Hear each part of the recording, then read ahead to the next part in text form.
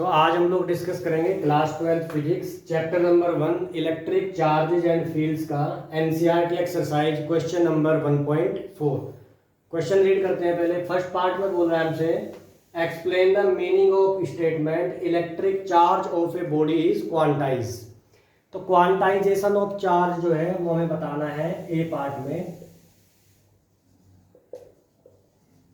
Quantization of charge.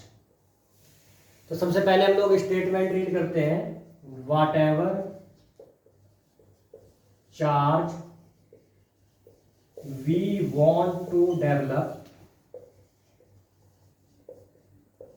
On a body it must B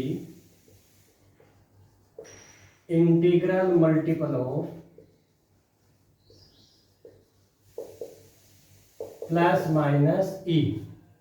तो यहाँ पे क्वांटाइजेशन ऑफ चार्ज का मतलब क्या है? मतलब यहाँ पे है कि जो मिनिमम पॉसिबल चार्ज है, अगर हम लोग बात करें मिनिमम पॉसिबल चार्ज होता है हमारा ई। सबसे पहले जब हम लोगों ने चार्ज का डिस्कवरी किया तो उस टाइम पे जो मिनिमम पॉसिबल चार्ज हमारा निकल के आया उसे हम लोगों ने बोला एलिमेंट्री चार्ज। अगर हम लोग बात करें प्रोटॉन के लिए तो उसे हमने बोला यहाँ पे प्लस ई, जिसका वैल्यू था प्लस 1.6 इंटू 10⁻⁻19 कूलम। इलेक्ट्रॉन की अगर हम लोग बात करें ये था 1.6 इंटू 10⁻⁻19 कूलम।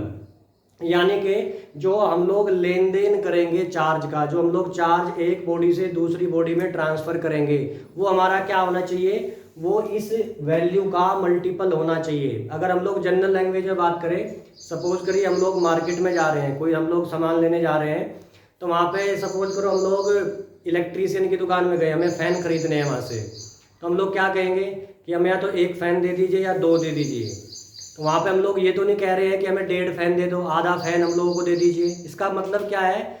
1 फ़ैन क्या है? वो हमारा क्वांटा है जो मिनिमम हम लोग ले सकते हैं या फिर दे सकते हैं। तो इसी तरीके से अगर हम लोग बात करें तो quanta of charge, quanta of charge हमारा कितना हुआ? 1.6 इंटू 10⁻⁻19 कूलम।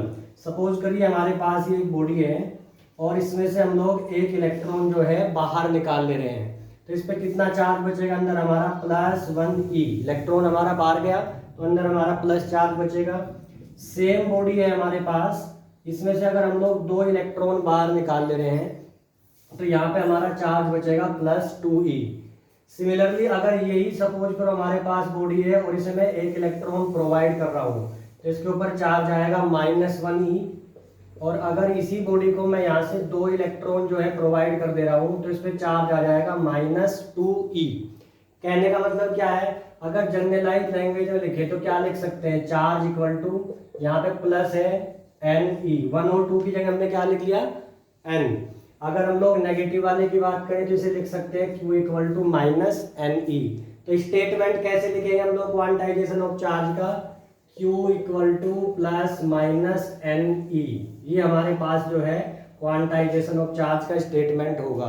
कितना चार्ज हमें देना है, कितना जो है हमारे पास इलेक्ट्रॉन का चार्ज है, कितने हमें इलेक्ट्रॉन ट्रांसफर करने हैं, तो वो क्या होना चाहिए? वो उसका इंटीग्रल मल्टीपल होना चाहिए। तो +1 +2 +3 इस तरीके से -1 -2 -3 +1.5 या -1.5 वो हमारा नहीं हो सकता।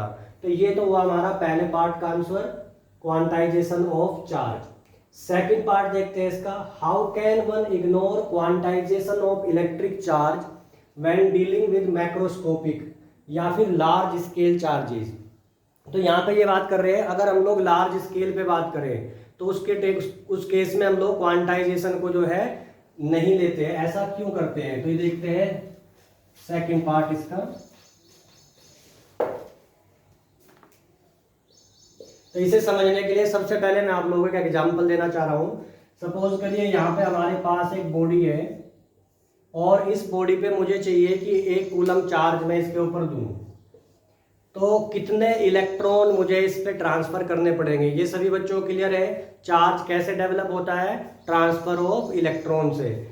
तो मैं चाह रहा हूं कि यहाँ से नंबर ऑफ इलेक्ट्रॉन में निकाल लूं, कितने इसमें ट्रांसफर करें कि इसका जो चार्ज है बॉडी का वो 1 कूलम हो जाए। तो हम लोग यहाँ पे फॉर्मूला लगाते हैं Q equal to ME। Charge हमें यहाँ पे डेवलप करना है इसके ऊपर 1 कूलम। नंबर ऑफ इलेक्ट्रॉन में निकालना चाह रहा हूँ। चार्ज होता है इलेक्ट्रॉन का 1.6 इंटू 10⁻⁻19। तो यहाँ से अगर नंबर ऑफ इलेक्ट्रॉन हम लोग निकालेंगे ये हो जाएगा 1 डिवाइडेड बाई 1.6 इंटू 10⁻⁻19। तो नंबर ऑफ इलेक्ट्रॉन यहाँ से निकल के आएंगे 6.25 इंटू 10⁻18। यानी कि किसी बॉडी पे 1 कूलम चार्ज मुझे लाने में कितने इलेक्ट्रॉन ट्रांसफर करने पड़ेंगे, उसमें 6.25 इंटू 10⁻18। तो ये आप लोगों को यहाँ से दिखाई दे रहा है कि ये जो वैल्यू है ये बहुत बड़ी वैल्यू है, 10⁻18।